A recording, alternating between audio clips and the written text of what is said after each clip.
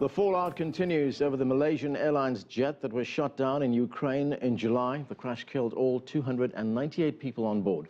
The flight recorders have been recovered from the crash site, but almost from the start, the world-learned flight MH17 was shot down by a missile.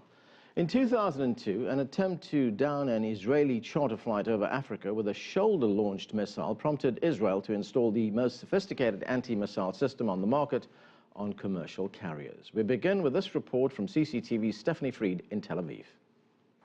It took one failed attempt by terrorists launching heat-seeking missiles at an Israeli Boeing 757 over Mombasa, Kenya, with 250 passengers on board for Israel's government to make a decision.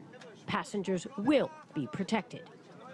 By 2004, 2 years after the failed incident, Israel's El Al airline became the first in the world to equip passenger planes with defense systems capable of countering man-portable surface-to-air missiles. Based on technology developed for the Israeli Air Force, Flight Guard, a sophisticated radar system detecting incoming missiles and ejecting flares to confuse and deflect the projectiles, was installed on planes traveling over potentially hostile territories in Africa, the Middle East, and India. But Flight Guard was controversial.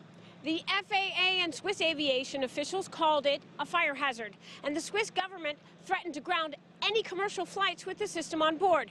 So engineers came up with a plan B.